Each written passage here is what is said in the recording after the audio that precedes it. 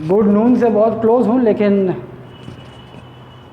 Etiquettes में ये बातें कही जाती हैं कि जब मुलाकात दिन में शाम के 5 बजे से पहले हो तो वो हमेशा गुड मॉर्निंग ही होता है। तो इस कॉम्प्लेक्सिटी को दूर करने के लिए यदि मान लीजिए आप कंफ्यूज होते हैं तो उसका बहुत सिंपल सा हमारे हिंदुस्तान में एक उपाय है, नमस्ते नमस्कार।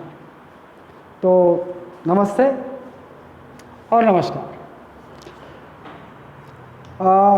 माफ़ कीजिएगा, थोड़ा सेशन चल रहा था एसएससी का,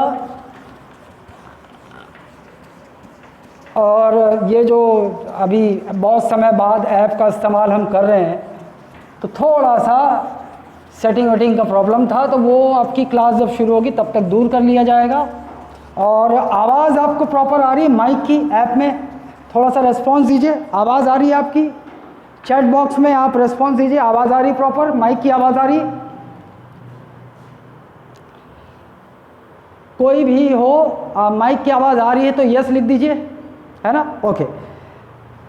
तो हम आज सामने हैं, आज से हम क्लास शुरू कर रहे हैं ऑनलाइन।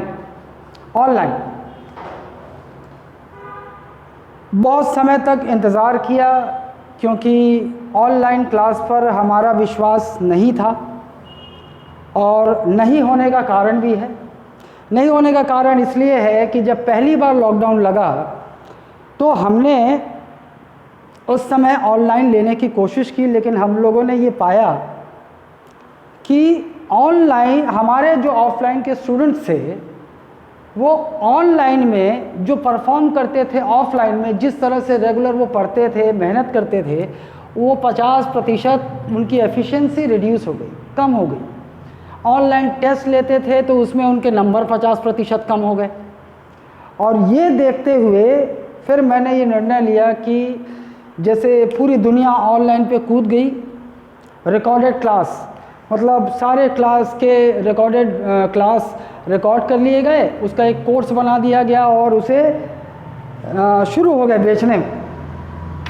अच्छा, समय भी ऐसा था कि खूब ऑनलाइन कोर्स बिके, खूब छात्रों ने, नए छात्र जिन्हें ऑनलाइन का कुछ पता नहीं था, उन्हें लगा होगा कि कोई डिफरेंस तो होगा नहीं, खूब खरीदा, खूब कमाया।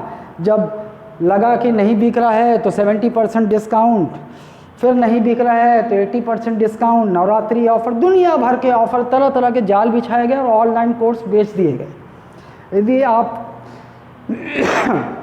वो चीज़, क्योंकि उसका आभास मुझे हो गया था अपने स्टूडेंट के माध्यम से कि मेरे स्टूडेंट ऑनलाइन क्लास में उनकी एफिशिएंसी 50% कम हो गई। ये बात बिल्कुल सत्य है कि ऑफलाइन क्लास का मुकाबला ऑनलाइन नहीं कर सकता। ये बात मैं ऐसा सेल्समैन नहीं हूँ कि मैं जो है आपको बढ़ा चढ़ा कर बोल कर अपना कोई सामान बेच दूँ। पैसा मुझे भी कमाना है, लेकिन पैसे के लिए अपने सिद्धांतों से समझौता मुझसे नहीं होगा। तकलीफ़ें चाहे जितनी हो, मैंने कभी अपने सिद्धांतों से समझौता नहीं किया जब से मैंने ये कोचिंग खोली है, ठीक है? इसका मुकाबला ये नहीं कर सकता। लेकिन फिर हम क्यों आ रहे हैं? अगर ये सवाल आपके मन में आएगा तो इसका जवाब ये है कि अब 1 साल तक जैसे तैसे रेंट और सारी व्यवस्थाएं करते करते मैं पस्त हो गया। तब मैंने सोचना शुरू किया कि जिस प्रकार से ऑनलाइन क्लास चल रही है, मतलब रिकॉर्डेड क्लास, एक मुश्त सारे वीडियो एक स्टूडेंट को दे दिए गए और वो स्टूडेंट अब उसको पढ़कर तैयार होगा। तो माफ़ कीजिएगा, तैयारी, एक स्टूडेंट तैयार ऐसे नहीं होता है, तैयार ऐसे नहीं होता। अब मैं आपको वो स्टूडेंट का कंपैरिजन बताता हूँ कि स्टूडेंट कितने प्रकार के होते हैं। मैं स्टूडेंट कोई मोटा होता है, कोई नाटा होता है, मैं ये क्लासिफिकेशन नहीं करने वाला। ये हमारे 2 स्टूडेंट हैं, आंखें बड़ी बड़ी हैं, ये नाक बड़ी है, एक ये स्टूडेंट का प्रकार है, और एक स्टूडेंट बेचारा, उसकी ऐसी आंखें हैं और नाक ऐसी है, और ये थोड़ा सा ऐसा है, और ये जो है ऐसा है। ये 2 स्टूडेंट, इन दोनों स्टूडेंट में डिफरेंस है। स्टूडेंट 2 ही प्रकार के होते हैं, और उसके बाद आप एवरेज बोल लीजिए, वीक बोल लीजिए, ब्रिलियंट बोल लीजिए, इस पे मैं ज़्यादा फर्क नहीं करता। ये स्टूडेंट ऐसा है जो समाज में ब्रिलियंट के नाम से जाना जाता है, ब्रिलियंट, एक्स्ट्राऑर्डिनरी। और ये स्टूडेंट ऐसा है जो समाज में कमज़ोर, वीक या फिर सामान्य माना जाता है।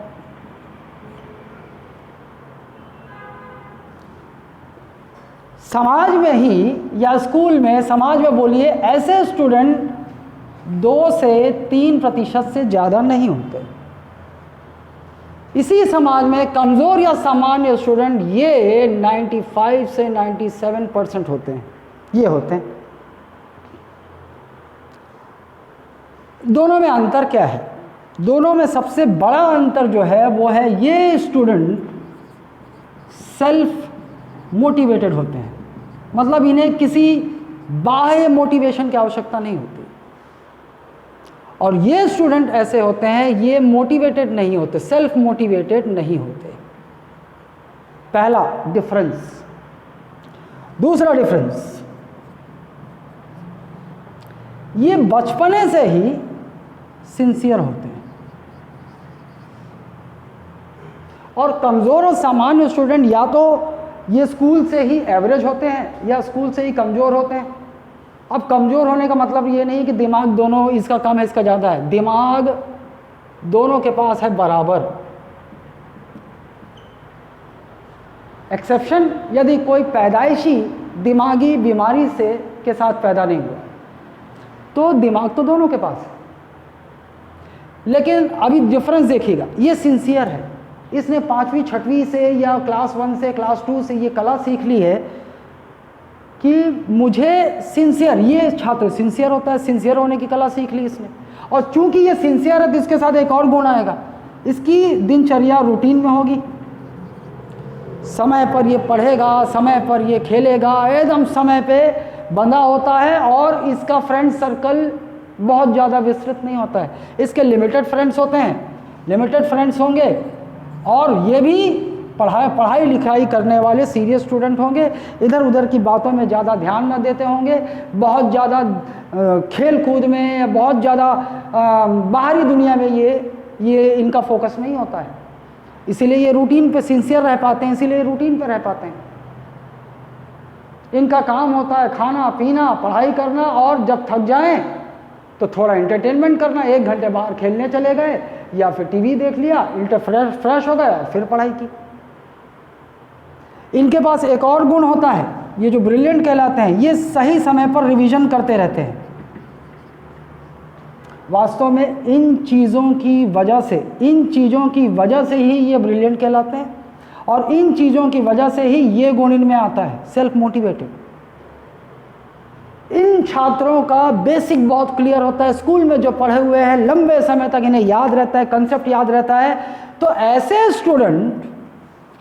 स्टूडेंट अगर कोचिंग नहीं भी करेंगे, ये किसी का हल्का सा मार्गदर्शन ले लें कि क्या होता है सिलेबस, कैसे होता है, क्या करना चाहिए, ये अपने पे भिड़ जाएंगे और रोज़ अपने रूटीन पे काम करते जाएंगे। और ये बिना कोचिंग के भी सेलेक्ट हो सकते हैं, कोचिंग करना ज़रूरी नहीं है, मैं ये कहता हूँ, ये हो सकते हैं। अब आते हैं यहाँ, दिमाग बराबर है, कमज़ोर और समाज में कमज़ोर या सामान्य कहलाते हैं, हालांकि ये दिमाग से कमज़ोर नहीं होते हैं। इनका जो कागज़ पे जो स्कोर है वो इन्हें ऐसा परिभाषित करता है, ऐसा डिफाइन करता है, कमज़ोर और सामान्य है। ये नहीं होते। और ये क्यों नहीं होते? क्योंकि ये सिंसियर नहीं होते, और सिंसियर नहीं होते तो ये रूटीन में काम नहीं करते, और अगर ये दोनों नहीं करते तो ये प्रॉपर समय में ना तो ढंग से रेगुलर कंटिन्यूटी में पढ़ाई करते हैं, ना ही प्रॉपर रिवीजन करते हैं। इसलिए ये बच्चे कमज़ोर और सामान्य कहलाते हैं, और ये सेल्फ मोटिवेटेड नहीं रहते। इन प्रकार के छात्रों को हमेशा रोजाना एक पुश चाहिए होता है, डांट चाहिए होती है, अच्छा करवाने के लिए प्रोत्साहन चाहिए होता है, रेगुलर कोई इनसे जबरन करवाए, कोई एक दबाव डाले, तब जाकर ये स्टूडेंट तैयार हो पाते हैं। सब नहीं हो पाएंगे, कोई माई का लाल नहीं है जो ये कह दे कि मैंने इसको चयनित करवा दिया, उसको चयनित करवा दिया। गलत बोलते हैं, ये झूठा प्रचार है और ये छात्रों को फांसने का हथकंडा है। एक छात्र यदि आप सेलेक्ट होते हैं तो आप अपना चयन स्वयं करवाते हैं। सिर्फ कोचिंग या टीचर का एक बहुत महत्वपूर्ण योगदान होता है, लेकिन केवल उस योगदान से आप सेलेक्ट नहीं होंगे यदि आपको वो टीचर ये करवाने में सक्षम नहीं हो पाया।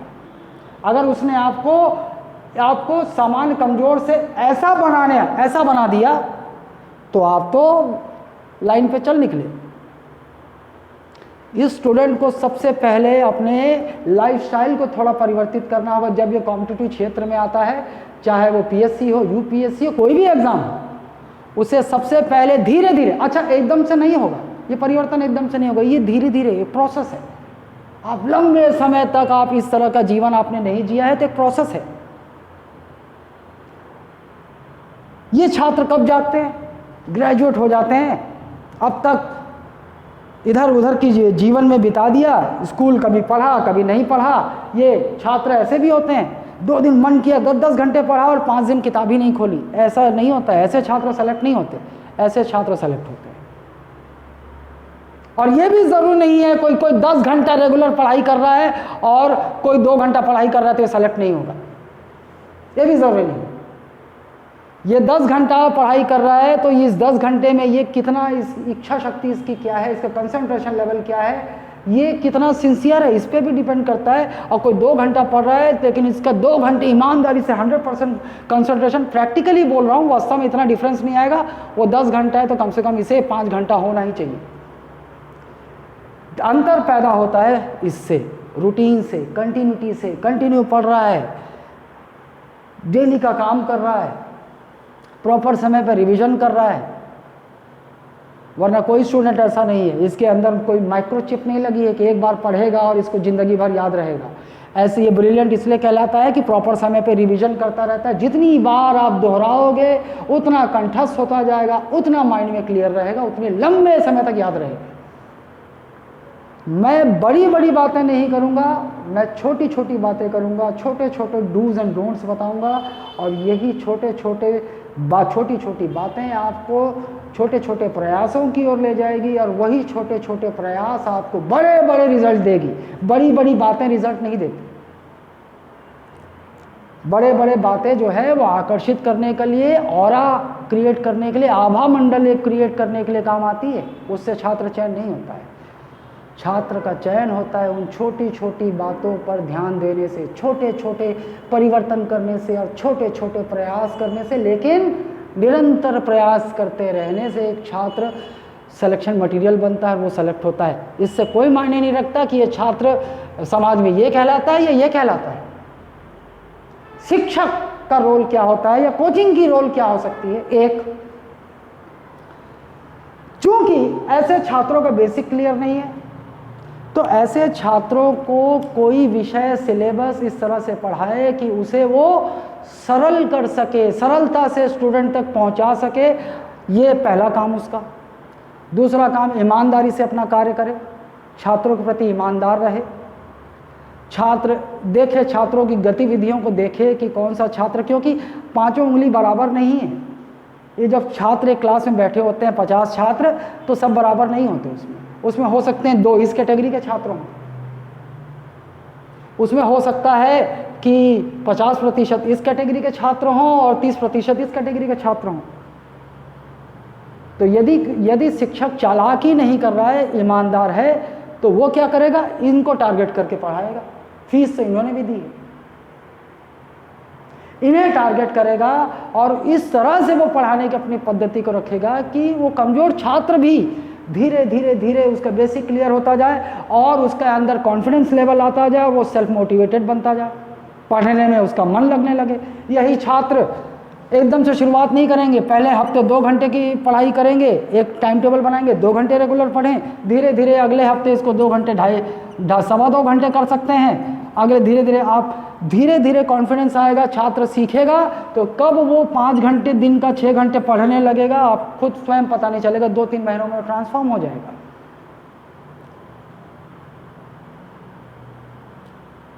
ये तेज छात्र तो कर ही लेगा। लेकिन अगर एक सामान्य स्टैंडर्ड बनाया गया, मान लो सामान्य स्टैंडर्ड ऐसा बनाया गया कि सामान्य छात्र को भी क्लियर आए, और इसे तो आएगा ही, जब इसे आ रहा है तो इसे भी आएगा।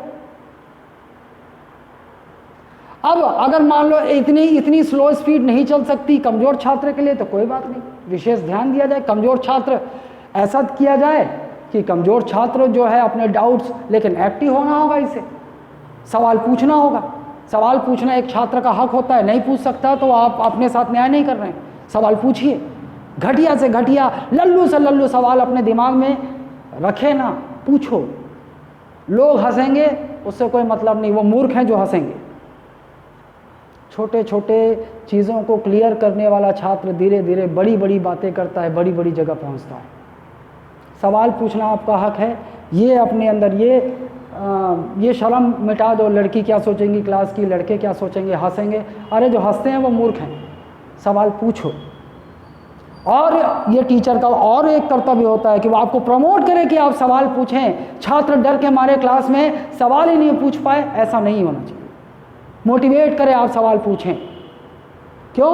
वो अपना ईमानदारी भरा प्रयास कर रहा है और आपको सवाल पूछना होगा, बेशर्म बनना पड़ेगा।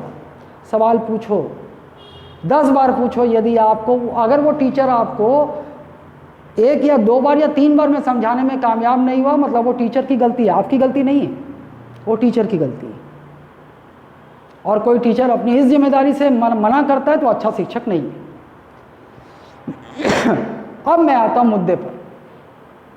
रिकॉर्डेड क्लास पे मैं भरोसा नहीं करता, क्योंकि ये इतने % छात्रों ने वो रिकॉर्डेड क्लास खरीदे हैं और अपनी जिम्मेदारी पे वो, चूंकि ये सब नहीं है तो वो रिकॉर्डेड क्लास कूड़ेदान में पड़ा रहेगा। कोई पढ़ेगा ही नहीं। आज पढ़ा, 5 दिन 5 बार, ऐसे छात्र सेलेक्ट नहीं होता, वरना रिकॉर्डेड क्लास पे धूल बैठ रही। डिजिटल है हालांकि, भावनाओं को समझिए, कह दिया मैंने। मजबूरी समझिए या जो समझिए, हाँ मैं मजबूर हूँ, फिर मेरे दिमाग में कुछ तो करना पड़ेगा। इतने कोचिंगों का रेंट और ये वो, साल भर बर्दाश्त करते करते हालत ख़राब हो गई, अब क्या करूँ।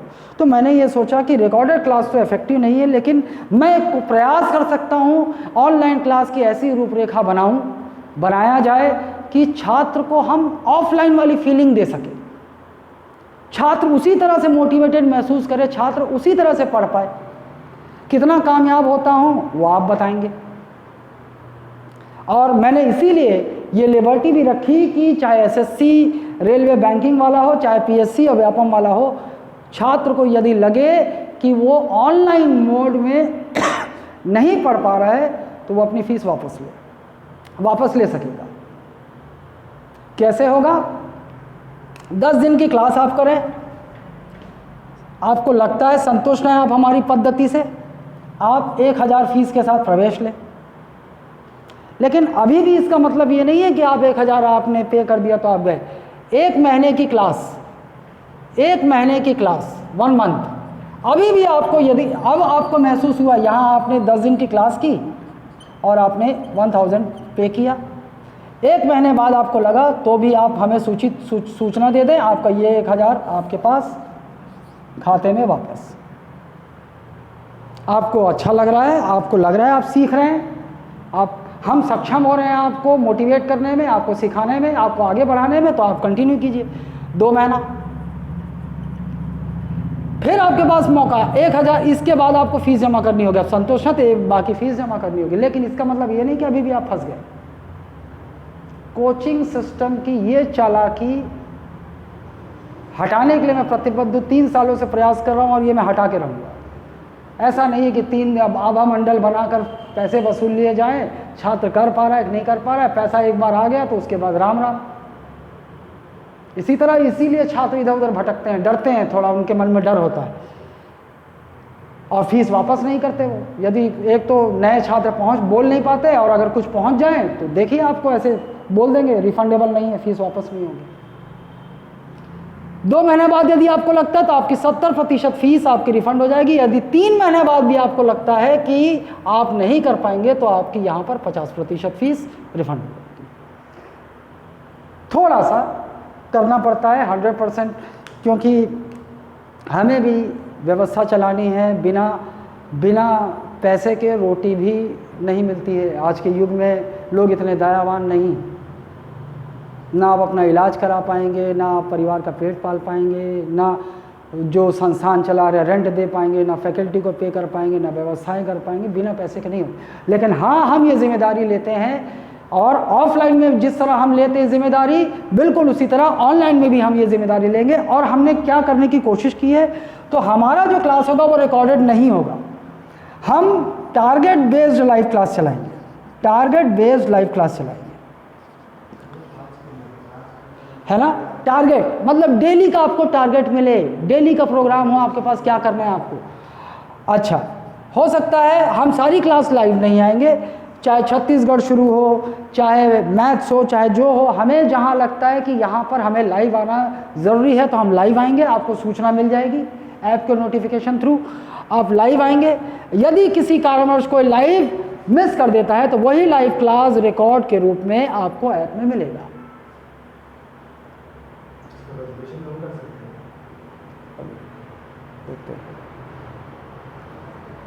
है ना। अगर थोड़ा इधर उधर समस्या हो वीडियो में तो हम उसे दूर करेंगे। इस क्या होता है, लाइव क्लास के लिए लाइटिंग की व्यवस्था करनी होती है, लॉकडाउन की वजह से हम ये कर नहीं पाए। आपकी प्रॉपर क्लासेस थोड़ा सा और वेट कीजिएगा, 6 तारीख या 7 तारीख से कंफर्म शुरू हो जाएंगी।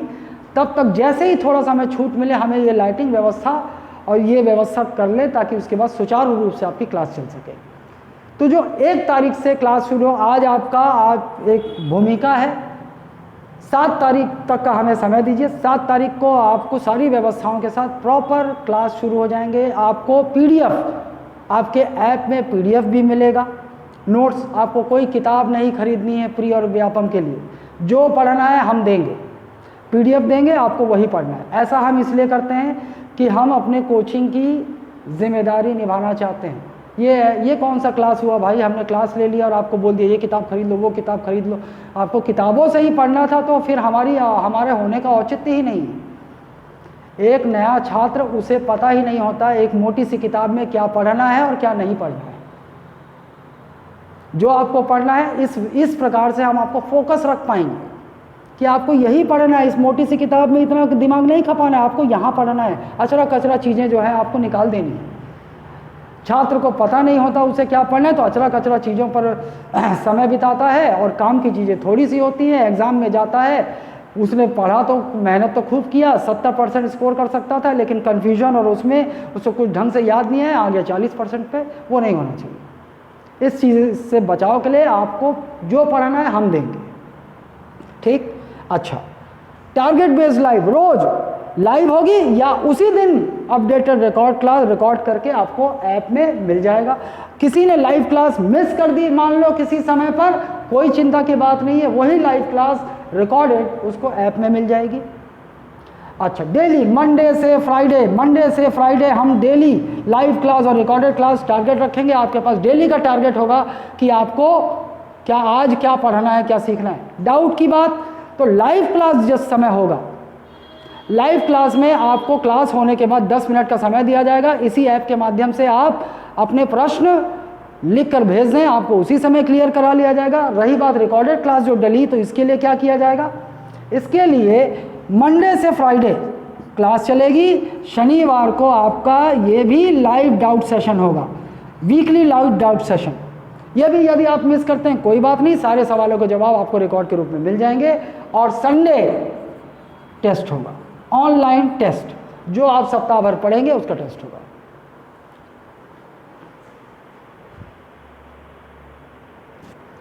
वॉइस क्लियर नहीं आ रही है? अभी आ रही है नेमदास? यस या नो बोलो, यस या नो बोलो।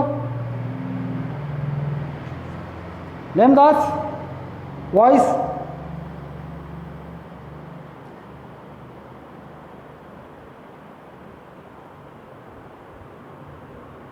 कोई बात नहीं, अभी आज थोड़ा कर लो। आज वो सारी सेटिंग हम कर लेंगे, 7 तारीख तक सारी सेटिंग हम कर लेंगे, डेटा नहीं लगेगा, ठीक है। और ये अगर अटक रहा है वीडियो तो इसका कारण ये है कि आपका नेट कमज़ोर है।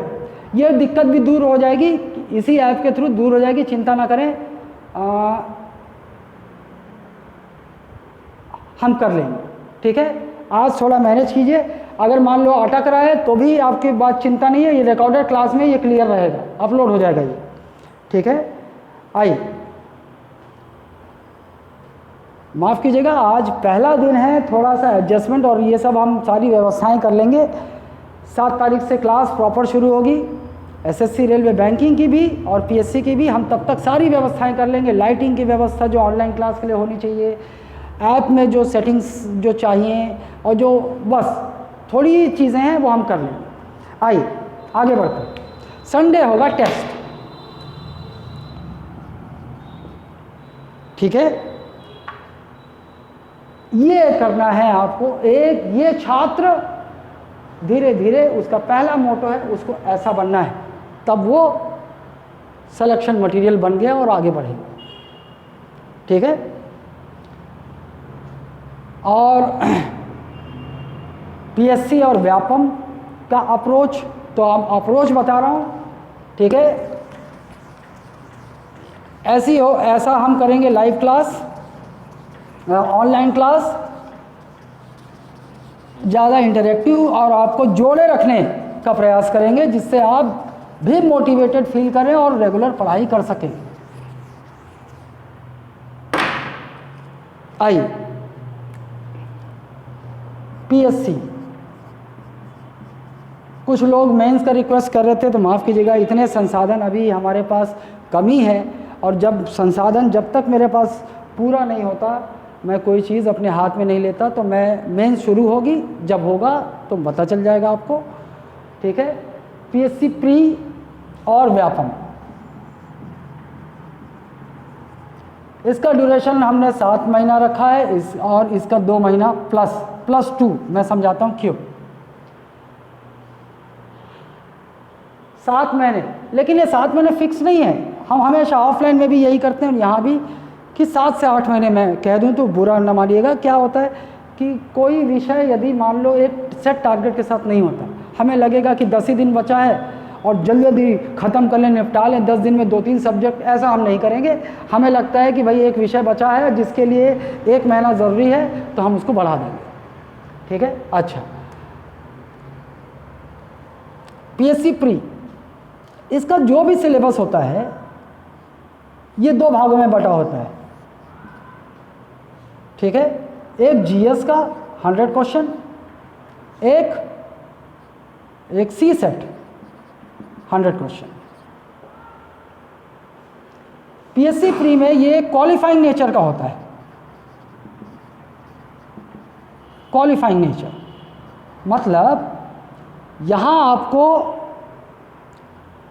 जनरल को 33% और बाकी ओबीसी एससी एसटी इन्हें 23%।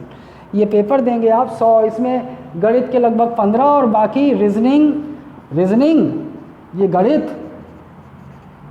रीजनिंग लगभग 55 से 60 और 20 से 25 ये मिलाकर होते हैं आपका सीजी बोली और हिंदी। कोई सेट पैटर्न नहीं, लेकिन इससे ज़्यादा नहीं होता, ये इतना आसपास रहता है, ये इतना आसपास रहता है।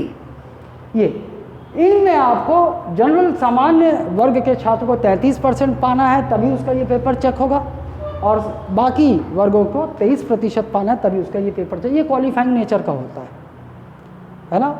इधर आइए, जीएस 2 भागों में होता है, एक सामान्य जीएस, जनरल जीएस, और एक जीएस सीजी का जीएस।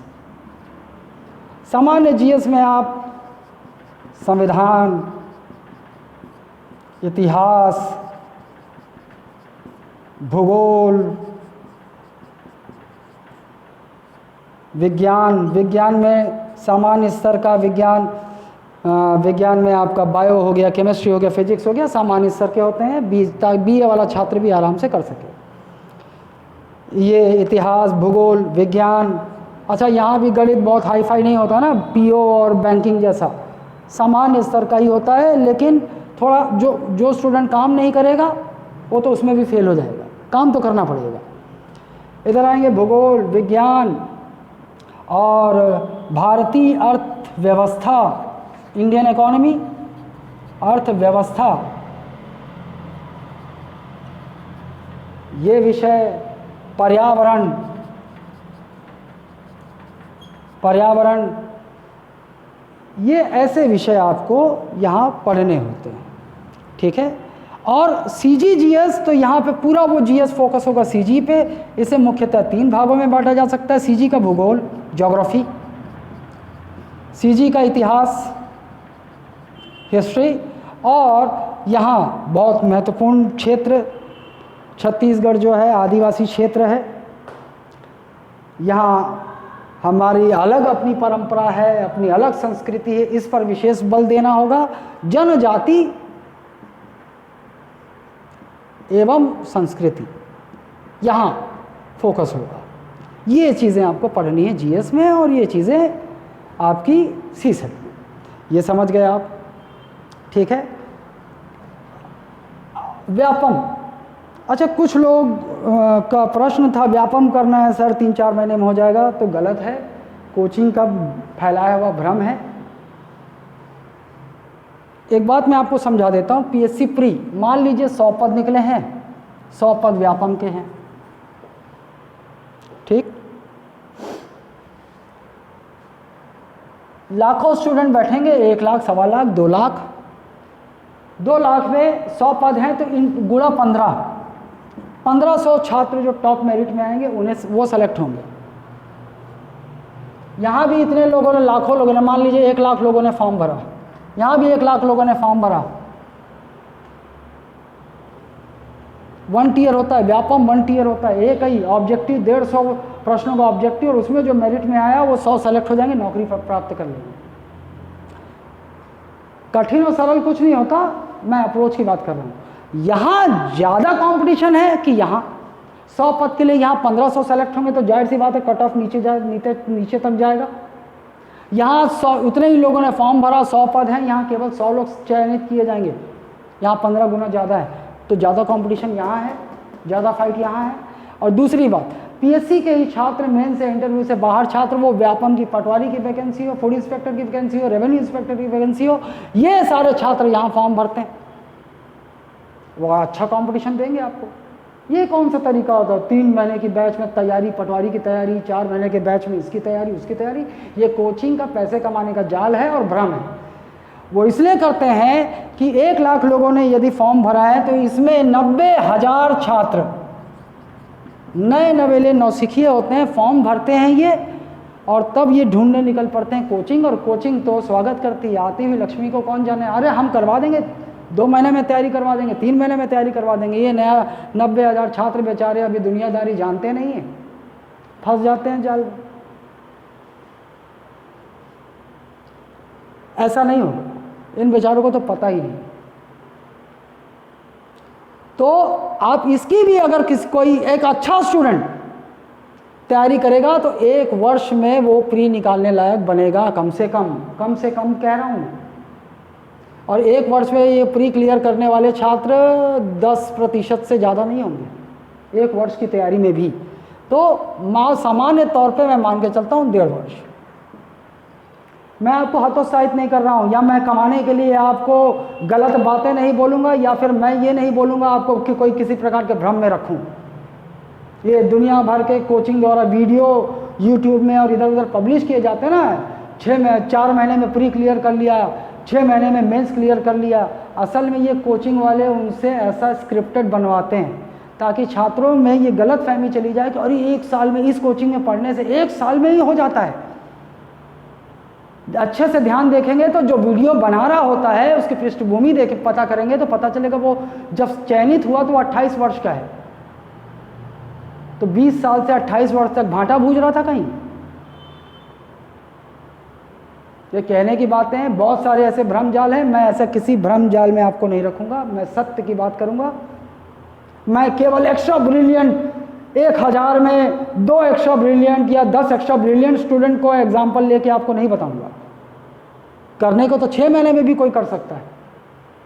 एक्स्ट्रा ब्रिलियंट होगा, मान लीजिए वो किसी कैटेगरी का होगा, एक सामान्य छात्र को 70% चाहिए, ओबीसी को मान लो 68 चाहिए और किसी छात्र को 50 चाहिए, तो अंतर तो है। उसके पास हो सकता है दिमाग और लेबोरिया से ब्रिलियंट है, तो वो 6 महीने में भी वो 51 नंबर पा के सेलेक्ट हो सकता है। बहुत सारी चीज़ें काम करती हैं। तो आपको ये सब नहीं सोचना है। डेली टारगेट के साथ छोटे छोटे प्रयास करने हैं। छोटे छोटे प्रयास से आत्मविश्वास बढ़ेगा और धीरे धीरे आप आगे बढ़ते चले जाएंगे। एक छात्र को यही करना चाहिए। और कोई अगर ब्रिलियंट है, अगर वो इस घमंड में है कि मैं ब्रिलियंट हूँ, मैं तो कर लूँगा 3 महीने में, तो ऐसे भी बहुत सारे उदाहरण जानता हूँ। 12th में मेरिट लिस्ट होल्डर बहुत ईगो में रहा करते थे कि हम कर लेंगे और साफ हो गए। ऐसे डिमोटिवेटेड हुए, समय ने ऐसा पलटा मारा कि फिर वो कहीं के नहीं रहे। किसी ज़माने में वो 12th में मेरिट लिस्ट होल्डर थे। और ऐसे छात्र भी मैं जानता हूँ जो 12वीं 2 साल फेल हुआ है, लेकिन जब जागा तब उसने काम करना शुरू किया, ईमानदारी से धीरे धीरे छोटे छोटे प्रयास शुरू किए और वो आईएएस सेलेक्ट हो गया। अप्रोच, केवल अप्रोच ही आपको सिलेक्शन द्वार तक ले जाएगी, और वो अप्रोच धीरे धीरे आप जानोगे, सीखोगे। इधर अब हमारा क्या है, पीएससी प्री प्लस व्यापम। तो मैं आपको बता दूं, व्यापम का जो सिलेबस होता है इसका 80% सिलेबस पीएससी प्री में होता है, ऐसा मानिए आप। 20% व्यापम में एक्स्ट्रा होता है। इसके लिए हम 2 महीने लेते हैं अलग से। इंग्लिश होगा यहाँ 2 महीने, व्यापम में और कुछ जो पूछे जाए, इंग्लिश होगा, कंप्यूटर साइंस होगा, और रीजनिंग और मैथ्स के टॉपिक होंगे जो पीएससी प्री में सिलेबस में नहीं होते, वो यहाँ होते हैं।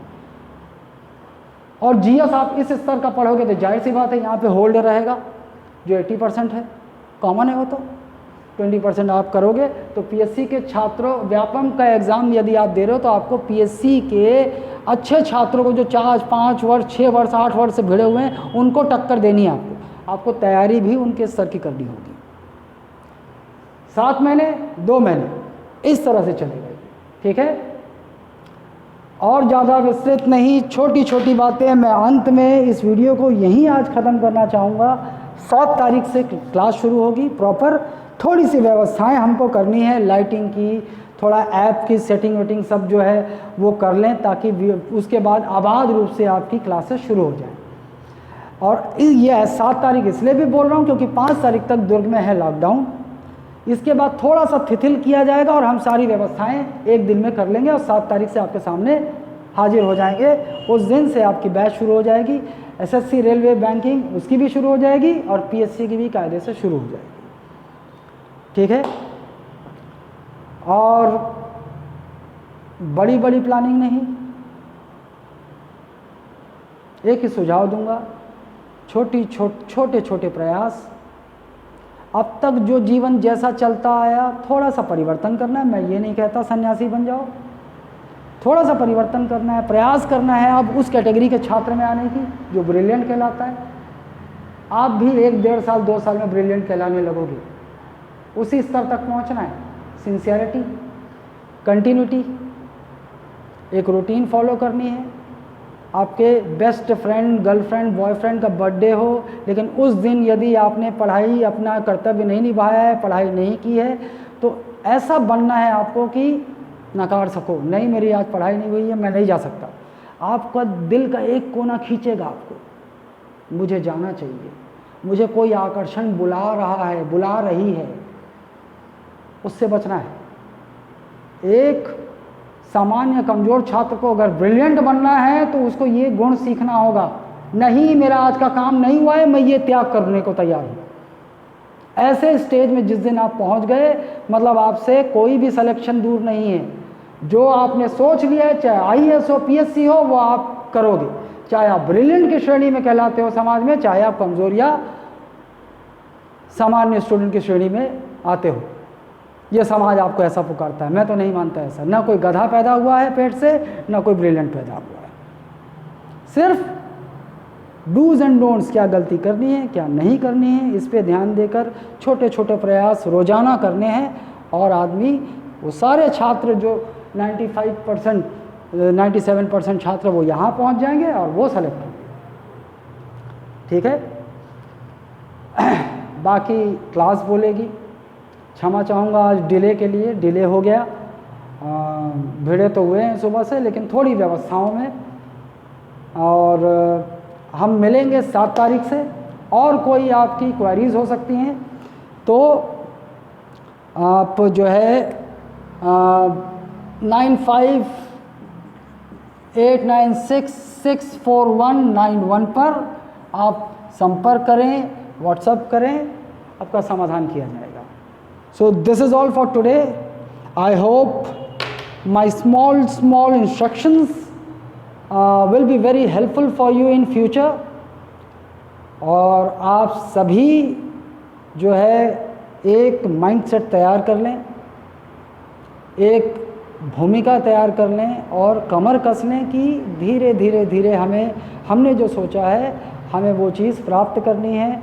वो कौन सा सार्थक तरीका होगा, वो कैसे होगा, कैसे ये रास्ता तय करना है, हम धीरे धीरे आपको गाइड करते जाएंगे। ठीक है, तो थैंक यू वेरी मच, धन्यवाद, आभार। हम मिलेंगे 7 तारीख को।